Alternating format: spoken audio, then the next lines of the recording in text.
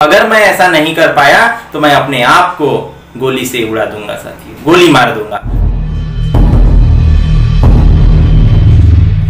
तो साथियों कैसे आप सब, उम्मीद है आप सभी लोग ठीक होंगे। और कुछ थोड़ी ही देर पहले मैं बहन जी का ट्वीट पढ़ रहा था और वहाँ पर बहन जी कहती है ट्वीट में कि वैसे तो संसद लोकतंत्र का मंदिर ही कहलाता है, फिर भी इसकी मर्यादा अनेकों बार तार तार हुई है और वर्तमान संसद सत्र के दौरान भी सदन में सरकार की कार्यशैली व विपक्ष का जोर व्यवहार देखने को मिला है और वह संसद की मर्यादा, संविधान की गरिमा व लोकतंत्र को शर्मसार करने वाला है। अति दुखद।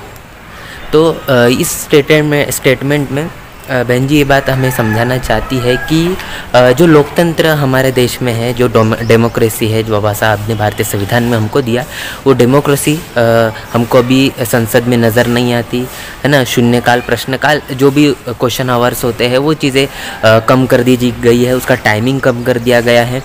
अगर आप पूरे देखते हैं संसद के अंदर में सिर्फ बहुजन समाज पार्टी के जो सांसद है वो इस देश के बहुजन समाज की समस्याओं को और सर्वजन समाज की समस्याओं के प्रश्न को पर पूरी ईमानदारी के साथ में और पूरे दमखम के साथ में हमें बोलते हुए, दहाड़ते हुए नज़र आते हैं। तो ये सिर्फ और सिर्फ बहुजन समाज पार्टी की ताकत है और इसकी आइडियोलॉजी के कारण ही ऐसा हो पा रहा है, क्योंकि सांसद तो बहुत सारे। आपको पता है आज कौन सा दिन है? आज एक ऐसा दिन है जिस दिन बाबा साहब ने ऐसी शपथ ली, ऐसा संकल्प लिया। बाबा साहब ने अपने 4 बच्चे गंवा दिए। बाबा साहब ने अपनी 35 साल की बीवी रमाई की कुर्बानी दे दी। तो साथियों इन सारे सवाल के जवाब देने वाला हूँ, ब्लॉग में आखिर तक के बने रहिएगा।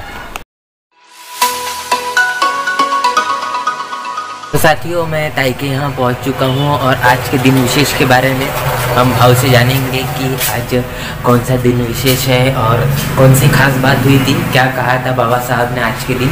वो सारे सवालों के जवाब आपको मिलेंगे कुछ ही देर में, तो ब्लॉग को आखिर तक के देखते रहिए।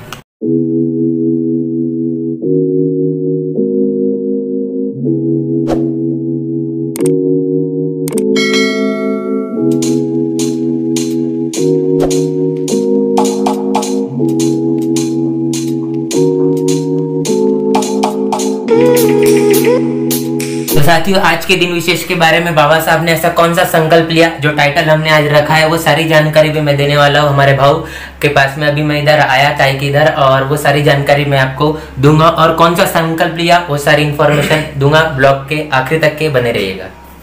साथियों जय भीम। बहुजन समाज के महान पुरखा बाबा साहब अम्बेडकर, इनका जब हम शुरुआती जीवन देखते हैं तो हमको दिखाई देता है कि बाबा साहब अम्बेडकर विदेश से शिक्षा लेकर भारत में आते हैं और सयाजीराव गायकवाड़ जो उनको हेल्प करते हैं, उनके रियासत में वो नौकरी करने जाते हैं। उतना बड़ा संस्थान होने के बावजूद भी बाबा साहब अम्बेडकर को एक भी किराए का रूम नहीं मिलता साथियों। किराए का रूम न मिलने के कारण एक पारसी गेस्ट हाउस में वो नाम बदलकर, जात बदलकर रहने लगते हैं। कुछ दिन के बाद पारसी समाज के लोगों को ये पता चलता है कि एक महार कम्युनिटी का लड़का हमारे पारसी गेस्ट हाउस में नाम बदल कर रह रहा है। तो देखिए साथियों जातिवाद कितना बड़ा होता है, जातिवाद कितना कड़ा होता है उस समय, कि वो जो पारसी लोग रहते हैं वो बाबा साहब अम्बेडकर को उस गेस्ट हाउस से धक्के मार के निकालते हैं, धक्के मार के निकालते हैं साथियों, और बाबा साहब अम्बेडकर का सामान बाहर फेंक देते हैं। बाबा साहब अम्बेडकर वो सामान किसी तरीके से समेटकर बाबा साहब अम्बेडकर वहां से निकलते हैं। और जब निकलते हैं तो एक बगीचे में पहुंचकर वहां एक पेड़ के नीचे बैठते हैं और वो चिंतन करते हैं कि मुझे पारसियों ने, पारसी समाज के लोगों ने वहां से क्यों निकाला। तो वो सोचते हैं और उनको पता चलता है कि इस देश में जो जाति व्यवस्था है, जो वर्ण व्यवस्था है, जो अनटचेबिलिटी है, इसके कारण मुझे रूम नहीं मिली और रूम मिली लेकिन मुझे जाति के नाम पर वहां से खदेड़ा गया, भगाया गया। साथियों उस रात में, उसी रात में बाबा साहब अम्बेडकर संकल्प लेते हैं।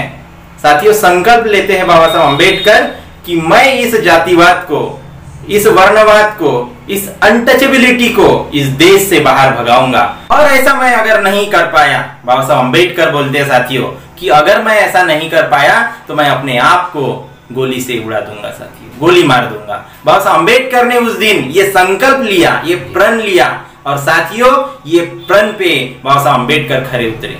बाबा साहब अम्बेडकर ने अपने 4 बच्चे खो दिए हमारे लिए, बहुजन समाज का उत्थान करने के लिए, बहुजन समाज का विकास करने के लिए, बहुजन समाज को उस ऊंचाइयों तक ले जाने के लिए बाबा साहब अम्बेडकर ने 4 बच्चे खोए।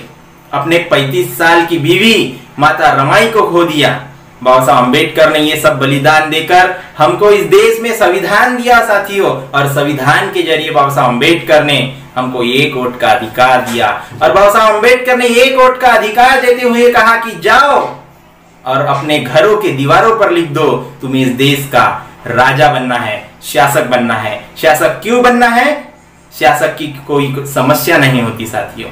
अगर शासक हम बन गए तो हमारी कोई भी समस्या नहीं होगी, फिर वो सामाजिक रहे, राजनीतिक रहे, धार्मिक रहे, आर्थिक रहे, कोई भी समस्या नहीं होगी साथियों। और इसलिए बाबा साहब अम्बेडकर की वो चेतावनी को हमको ध्यान में रखते हुए आज के इस संकल्प दिवस पर हमें भी संकल्प लेना पड़ेगा कि बाबा साहब अम्बेडकर का वो अधूरा सपना हमको भी पूरा करना है। धन्यवाद।